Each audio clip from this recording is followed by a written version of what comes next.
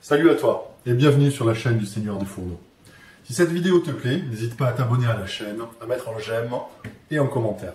Aujourd'hui, on va marier le Japon avec la Bretagne.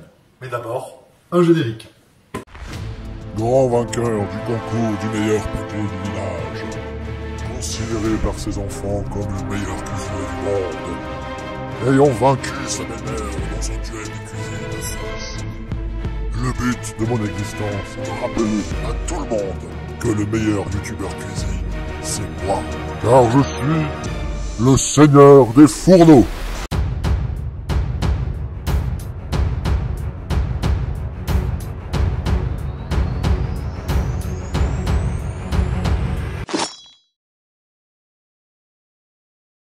Alors aujourd'hui, on va faire des ramen à la bretonne.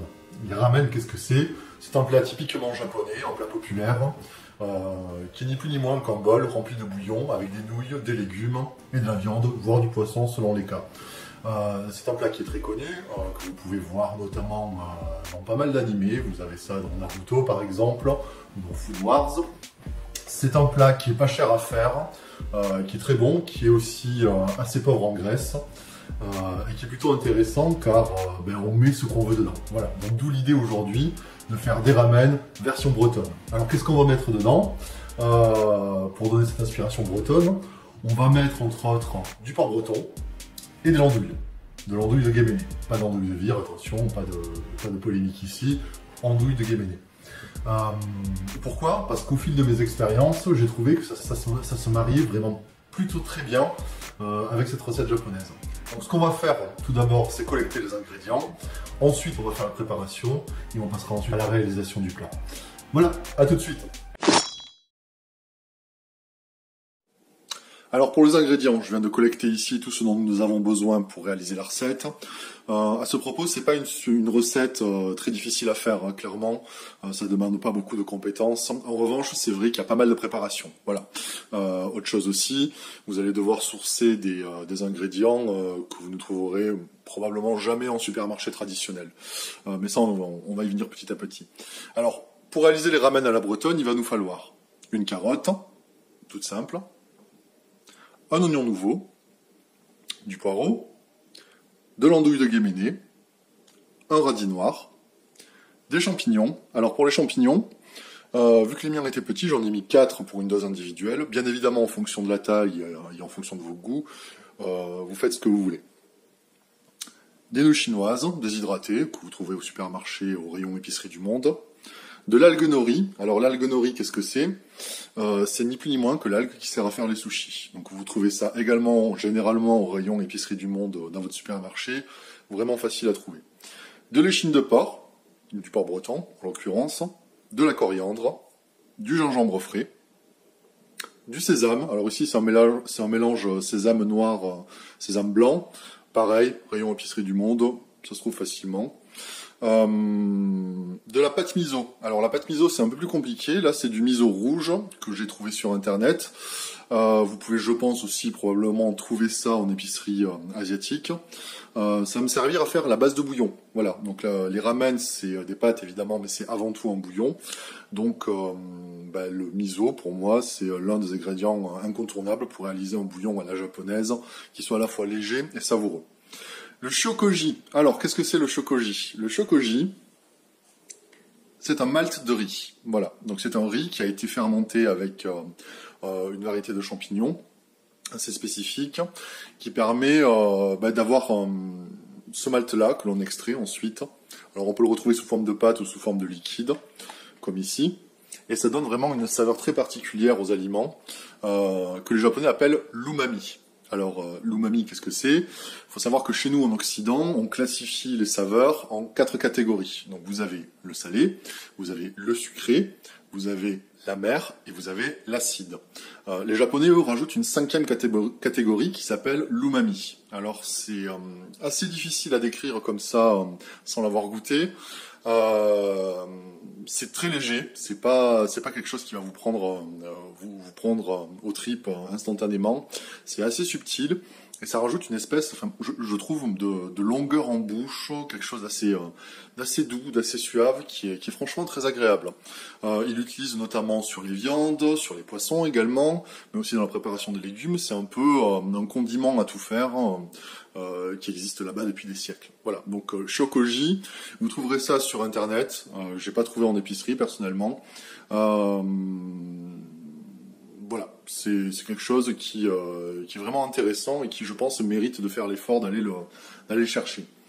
Qu'est-ce qu'il nous faut d'autre? Il nous faut ensuite de la poudre de bonite séchée. Alors la bonite, qu'est-ce que c'est? La bonite, c'est un poisson. Les Japonais en raffolent. Ça sert de base pour beaucoup de bouillons chez eux. Pareil, ça aussi, épicerie asiatique ou internet. J'en ai jamais vu en supermarché traditionnel. Mais là encore, je pense que ça vaut le coup. Du miel, ça c'est pour la marinade du porc, de l'huile de sésame et de la sauce soja. Voilà.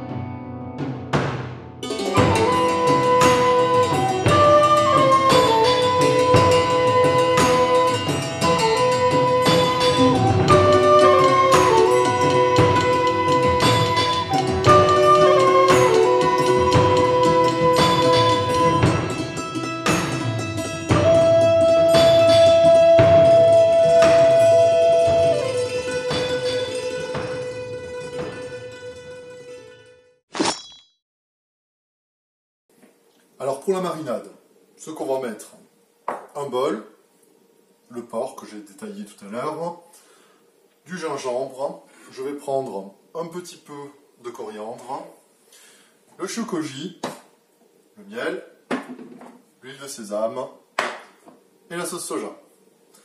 Je prends mon bol, je mets ma viande dedans, tout simplement. Je vais arroser ma viande d'un petit peu de shokoji, ne pas en mettre trop, hein. Enfin, normalement c'est 10% du poids de la quantité que l'on souhaite faire mariner. Là vous voyez, j'en mets vraiment à peine un petit trait. Je vais rajouter le gingembre frais. Hop.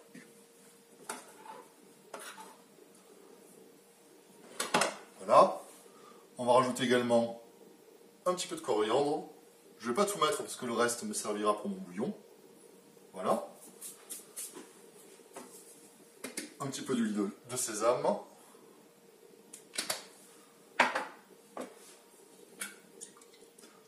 Sauce soja.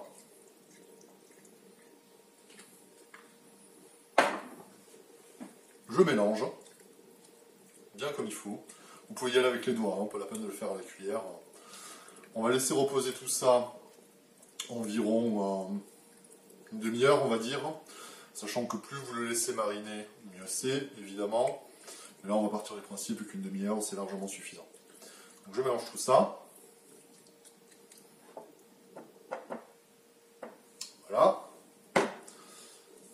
Je vais rajouter également un petit peu de miel. Pas forcément facile quand on a les mains dégoûtantes. Voilà, pour adoucir un petit peu tout ça. L'huile de sésame, c'est quand même assez fort. Hein. Attention à la quantité que vous mettez dedans. Ça peut vite dénaturer la saveur des aliments. Donc je mélange mon miel avec le reste de ma préparation.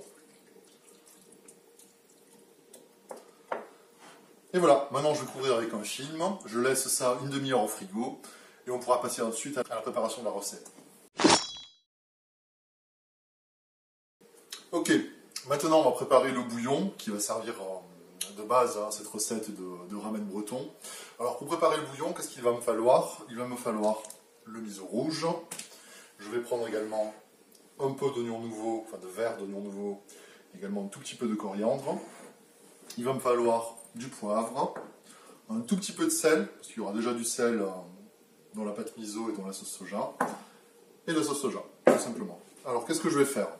Je vais d'abord prendre mon miso rouge, je vais en déposer un petit peu au fond, voilà. C'est pas très appétissant, hein, vu comme ça. Mais une fois que ce sera délayé dans l'eau, ce sera bien meilleur. Voilà. Je mets ça au fond de mon assiette, au fond de ma casserole, pardon. Je vais rajouter de l'eau bouillante. Voilà, donc j'en mets suffisamment pour la contenance de mon bol, hein, ni plus ni moins. Hop, et avec un fouet, je vais fouetter le miso pour bien le mélanger à l'eau bouillante.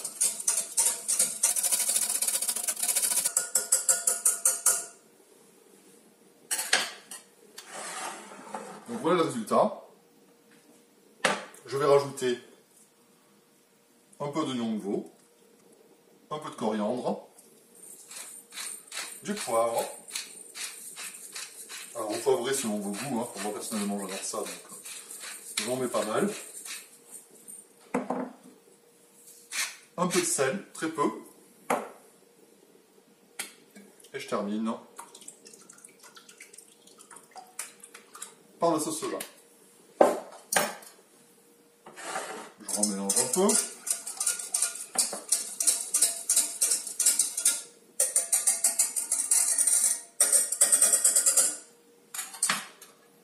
Et là, chose importante, je goûte pour savoir si ça me va ou si j'ai besoin de rajouter quelque chose d'autre.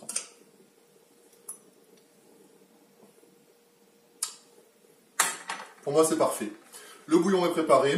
On va le laisser de côté quelques temps. On le réchauffera au dernier moment avant d'y incorporer les pâtes. On va tout de suite passer à la cuisson des pâtes.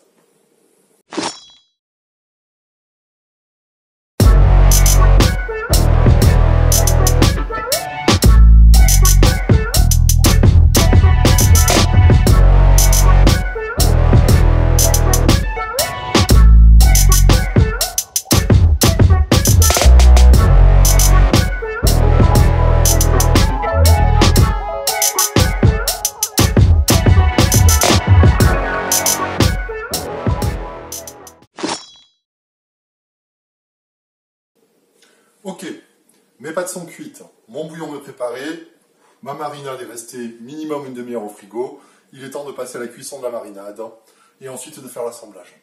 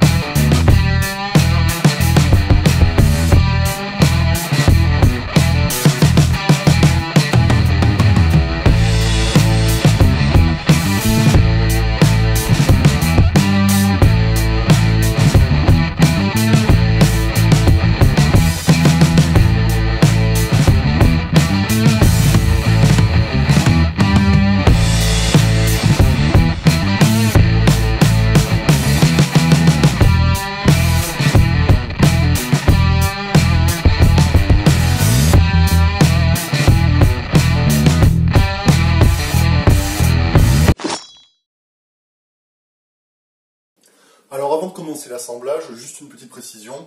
Je ne vous l'ai pas mis dans la recette, mais vous pouvez également rajouter de l'œuf. En effet, dans beaucoup de recettes de ramen, vous allez voir qu'il y a de l'œuf mollet ou de l'œuf dur qui est au-dessus du plat. Moi, j'en ai pas mis. Pourquoi? Parce que il y a déjà de l'échine, il y a déjà de l'andouille, ça fait déjà pas mal de protéines, donc je ne voyais pas l'intérêt de rajouter par-dessus de la protéine encore plus de protéines.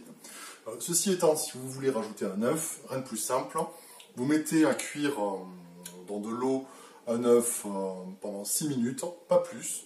Vous le refroidissez très vite derrière sous l'eau froide, du robinet ou dans un bol avec des glaçons pour figer la cuisson. Et vous obtiendrez un œuf qui aura un blanc dur et un cœur qui sera, lui, par contre, bien crémeux. Donc je vous conseille plutôt de faire comme ça si vous voulez mettre un œuf dedans. Vous verrez, vous ne serez pas déçus. On va passer tout de suite à l'assemblage. Alors pour l'assemblage, rien de plus simple, je prends un bol. Alors c'est un bol pour ramen, on va dire, donc c'est-à-dire un bol assez large. Le diamètre du bol fait 20 cm, dans lequel je vais mettre mes pâtes. Hop.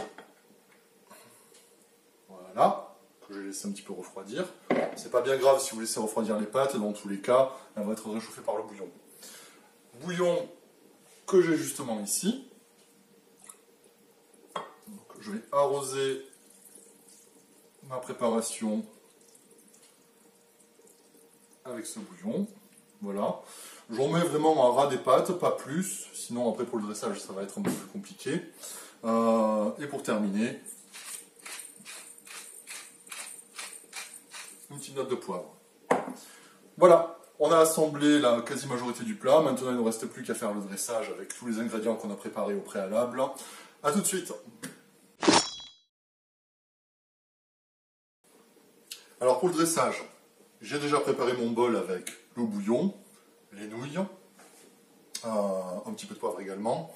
Ce que je vais faire maintenant, c'est que je vais rajouter petit à petit tous les ingrédients dont j'ai besoin. Donc je vais commencer par la viande, que j'ai ici, que je vais déposer dans un coin du bol. Hop. Hop. À vous de jauger la quantité, enfin moi je ne vais pas tout mettre parce que ça fait quand même pas mal. Voilà, là c'est très bien. Je vais ensuite passer aux légumes. Donc je vais mettre mes oignons nouveaux ici par exemple. Mes champignons, on va les mettre à côté de la viande. Voilà. Qu'est-ce qu'on va rajouter? Je vais couper du poireau cru que je vais positionner par ici. J'avais également préparé quelques carottes crues également que je vais déposer par là, vers le milieu. Sachant que ces légumes-là vont être réchauffés également par le bouillon, hein, donc ce ne sera pas cru de chez cru non plus. Mon radis noir, je vais le positionner par ici. Voilà. Il me reste un peu de place pour l'andouille, qu'on va mettre par là. Voilà. Je vais positionner l'oignon nouveau, un petit peu partout. Un petit peu de coriandre également. De l'algue nori que je vais glisser sur un bord comme ceci. On va également parsemer de graines de sésame.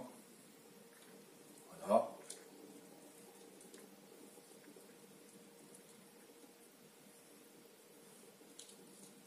Hop.